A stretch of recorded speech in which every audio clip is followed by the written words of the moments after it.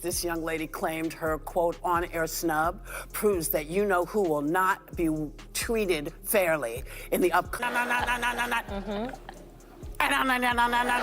Resisted responding, but since you brought him up, I'd like to say Let's go. to Jim, at least I have a job, Jim, okay?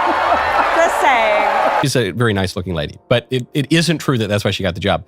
She got the job because she was the national spokesman for the campaign, and she did a very good job at that. Rachel Maddow said last week, she's like, if the election is lost, it was rigged. If there's a debate, then the moderators are probably biased. And questions, you take the aggressive questions, but it was just always to the point that it was like, how do you destroy Donald Trump? How do you destroy the individual? To an IG report from the Social Security Administration, there was $71 billion worth of fraud in one single fiscal year. I think she's probably been put in there because, according to Donald Trump, she's a 10. You know that's what it is. I want to be... He said, I think Leavitt's going to get the White House press sec job. I think she earned the job, and I like that she has been in the fire. So I did prepare a binder for the first briefing. My great assistant, Keegan, put it together. And then Voters do not agree with these despicable women on The View. They are wildly out of touch with the vast majority of Americans, and frankly... It all began as just another typical morning on The View. The set was as lively as ever, with a familiar group of women, each with their own opinions, eye rolls, and sharp comebacks. Whoopi Goldberg, sitting at the helm, was effortlessly in control, steering the conversation as she had for years. She held that space with a confident air, almost like royalty, dismissing opposing views with ease, bulldozing through any attempt to offer a different perspective. Her opinions were presented like undeniable truths, and for the most part, the studio audience seemed to nod in agreement.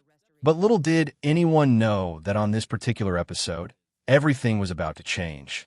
It started off the same as it always did, with smug laughs and eye rolls. There was the usual rhythm to the show, with the panel of hosts seamlessly echoing the left-leaning agenda of The View. Staff, it was so, when they do say Trump derangement syndrome, and I do think that there's also Elon Musk derangement. The ever-empowering feminist, Joy herself, everyone. And this is why, of course, she's on The View and not working for the most... in that role. And the campaign was hugely successful and communicated very effectively. That is why she got the job. You can't know everything, and you could get asked anything. And unlike Karine Jean-Pierre, you're not out there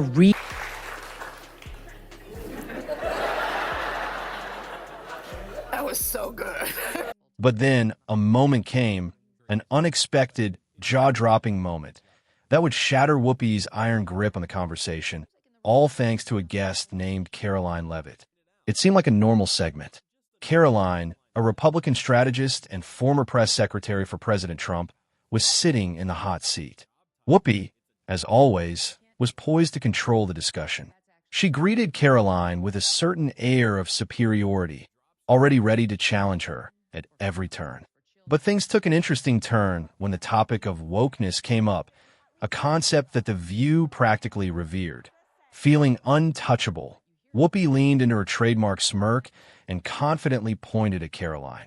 With a tone that was a mixture of sarcasm and condescension, she made a bold declaration. Without wokeness, you wouldn't even have this job. The room went silent for a moment. Syndrome happening too with the media because they don't know how to handle it.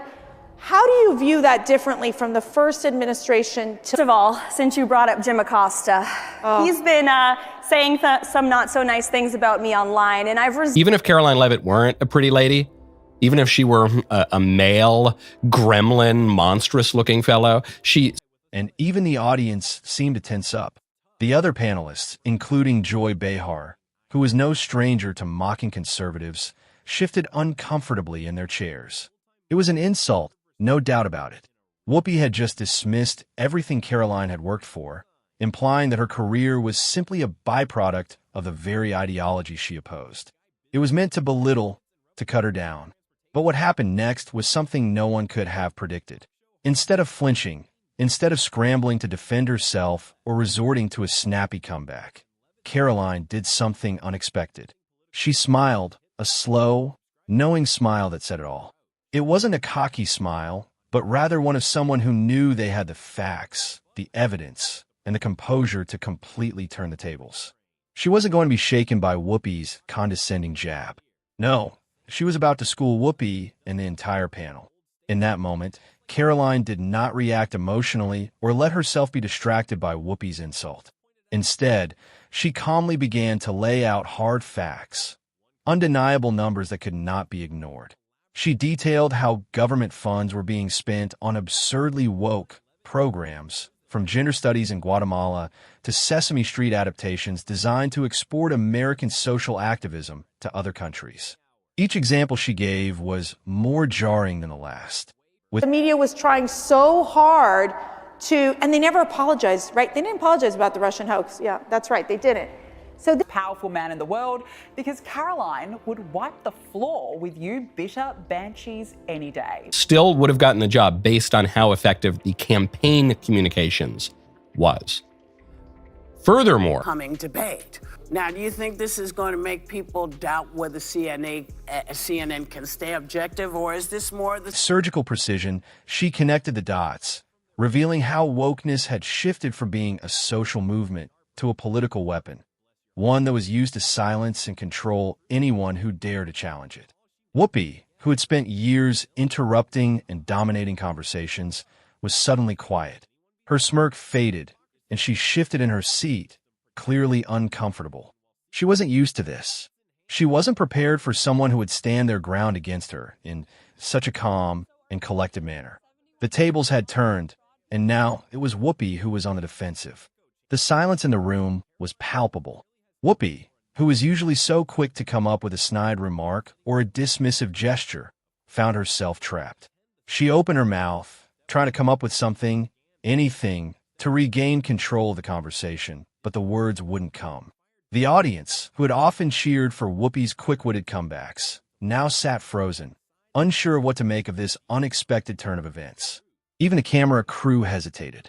Should they zoom in on Whoopi's stunned expression, capturing the moment she realized she had backed herself into a corner?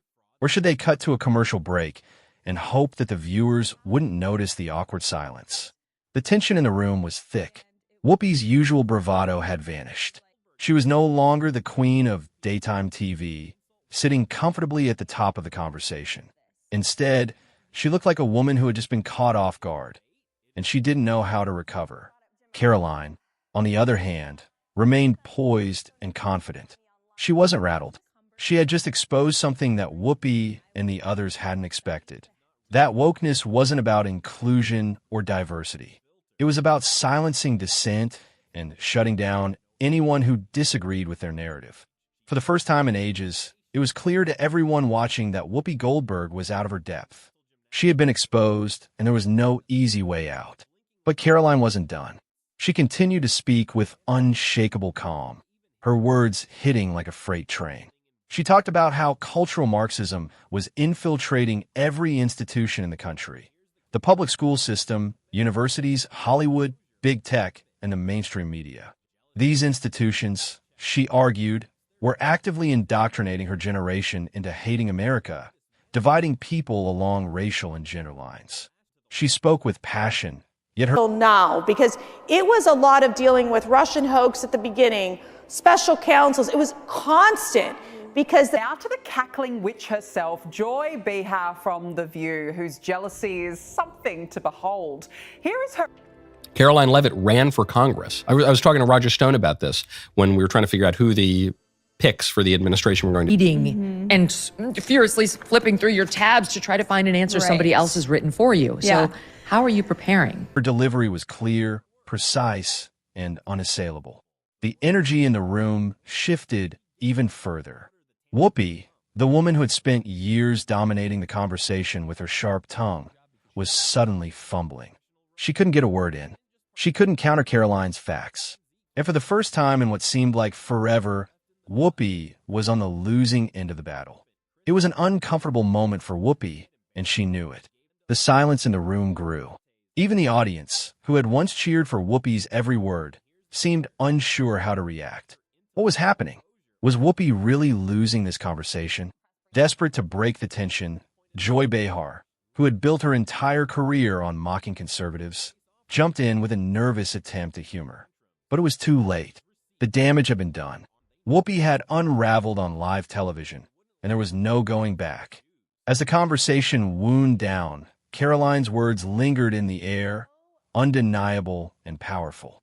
She had exposed something fundamental about the media's portrayal of wokeness and how it was used as a tool for control. And in doing so, she had done what so many others had failed to do.